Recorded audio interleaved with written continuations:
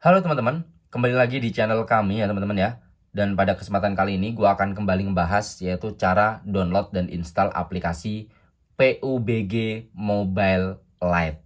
Oke, apa bedanya PUBG Mobile Lite dengan PUBG Mobile biasa?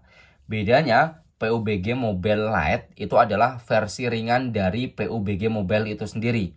Yang artinya jika RAM kamu itu rendah, kamu bisa pakai yang versi PUBG Mobile Lite. Nah, itu adalah fungsinya teman-teman. Jadi HP kamu bisa kinerjanya lebih lancar dan lebih ringan teman-teman. Nah, untuk mendownload PUBG Mobile Lite, kamu bisa masuk ke Play Store kamu masing-masing.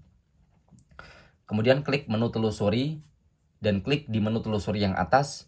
Kita masukkan nama aplikasinya yaitu PUBG Mobile Lite. Ini dia. Setelah muncul, kita klik aplikasinya dan kita klik install untuk menginstalnya teman-teman. Nah, kita tunggu proses pendownloadan dan penginstalannya selesai sehingga bisa kita gunakan di HP kita teman-teman. Jadi cukup seperti itu cara mudah download PUBG Mobile Lite dan penginstalannya. Semoga bermanfaat dan terima kasih.